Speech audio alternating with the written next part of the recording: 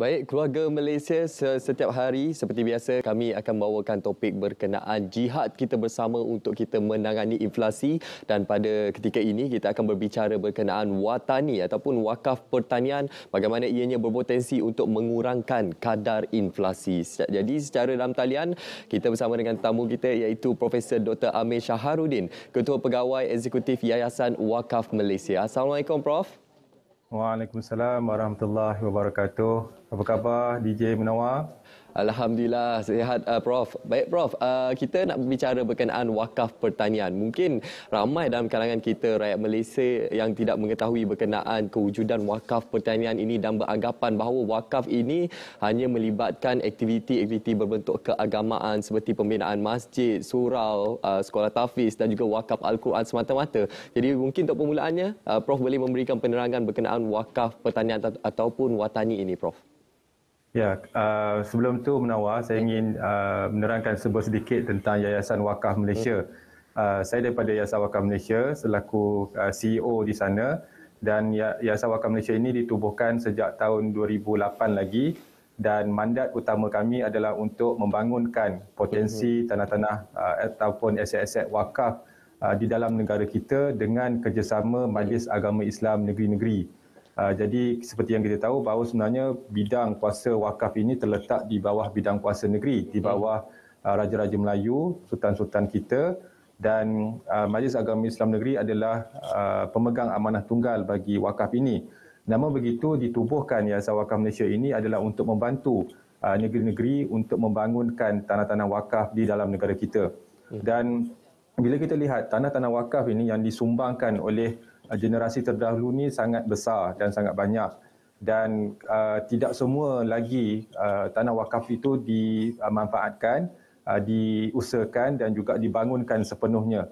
Jadi Yayasan Wakaf Malaysia dengan kerjasama daripada Majlis Agama Islam Negeri ini, kami cuba untuk meneroka tanah dan membangunkan tanah ini untuk projek pertanian.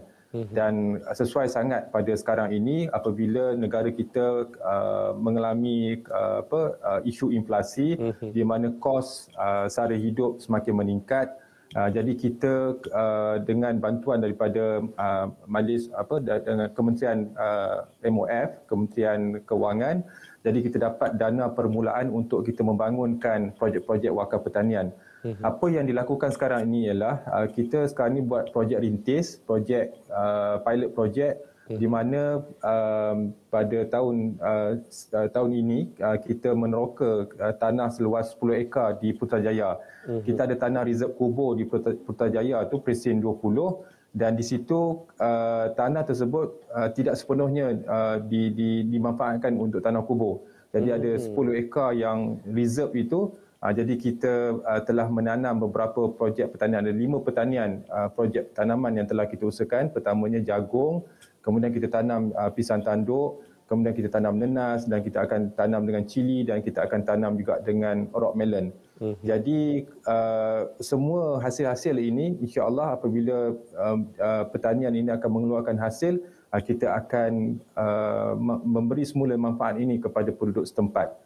Jadi bayangkan kalaulah tanah-tanah wakaf di seluruh negara ini kita dapat usahakan sebegini, dan projek wakaf ini yang manfaatnya akan kita pulangkan semula kepada masyarakat. Dan inilah salah satu usaha kecil kami di Yayasan Wakaf Malaysia ini untuk kita mengurangkan kos sara hidup penduduk setempat. Jadi apabila kita mengeluarkan hasil nanti, insya-Allah kita akan pasarkan produk-produk pertanian kita ini dengan kos ataupun dengan jualan yang lebih rendah daripada pasaran.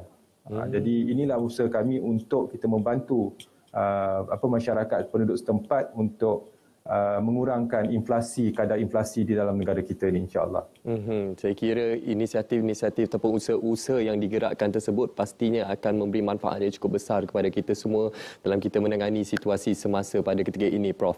Dan sudah pasti, Prof, dalam kita memperkasakan wakaf pertanian ini ke arah matlamat yang ingin dicapai, apakah antara cabaran-cabaran dari segi pelaksanaannya, mungkin keterlibatan peserta dalam usaha untuk kita menggerakkan secara besar-besaran wakaf pertanian ini, Prof? Ya, salah satu kekangan utamanya adalah dana. Dana untuk kita memulakan projek pertanian tersebut. Sebab tanah dah memang ada, tanah dah sedia ada. Tetapi untuk kita membangunkan tanah tu kita perlu ada satu kos yang perlu kita belanjakan untuk kita memulakan projek tersebut. Jadi apa yang kita buat sekarang ini ialah kita memohon dana daripada kerajaan. Tetapi saya fikir ini tidak sustain, ini tidak akan dapat berterusan sebab sampai mana kita nak perlukan dana daripada kerajaan. Jadi sebab itulah kita memohon kepada sumbangan daripada masyarakat yang ada lebihan. Jadi sekarang ini kita ada wakaf tunai.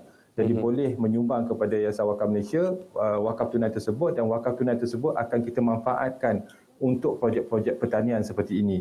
Contohnya untuk kita membuat satu projek pertanian yang besar, kita perlukan jentera contohnya. Jadi jentera itu akan dibeli daripada hasil kutipan daripada wakaf tunai. Jadi tuan-tuan dan puan-puan apabila menyumbang kepada Yayasan Wakaf Malaysia, kami akan beli jentera dan jentera tersebut akan dimanfaatkan untuk tujuan wakaf pertanian. Jadi banyaklah untuk kita membuat projek pertanian memang perlukan kos, dan kos itu akan dibiayai melalui sumbangan daripada dana wakaf tunai daripada masyarakat. Ini satu cabaran sebab seperti yang Munawar sebut tadi, sekarang ini kita nak menaikkan wakaf ini bukan hanya untuk projek-projek keagamaan, bina masjid, bina rumah anak yatim saja. Jadi kita nak meningkatkan taraf kualiti hidup rakyat, dengan juga inflasi kita pun boleh kita kurangkan dengan projek-projek wakaf. Ini yang kita nak tunjukkan kepada masyarakat, bagaimana wakaf sebenarnya, instrumen wakaf ini bukan hanya untuk projek-projek keagamaan sahaja.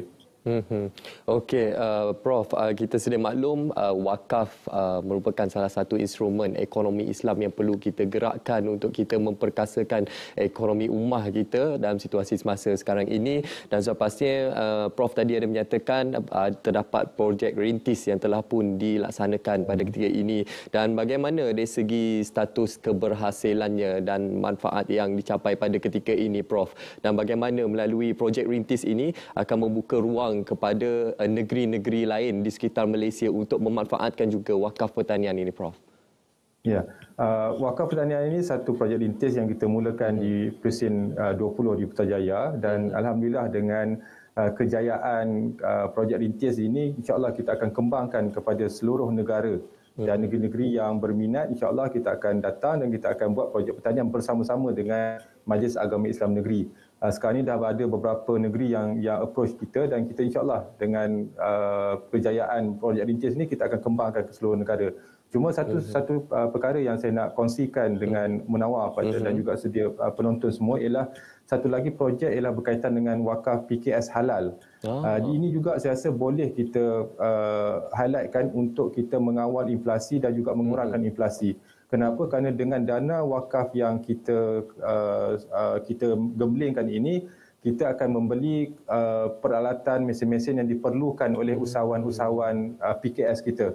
Jadi contohnya usahawan perlukan mesin pembukusan. Jadi kita akan beli dengan dana wakaf dan kita akan sumbangkan kepada usahawan kita, tetapi mereka akan bayarlah rental itu supaya sewaan tersebut untuk kita pusingkan, untuk kita kita revolvekan kepada masyarakat yang lain, usahawan-usahawan yang lain.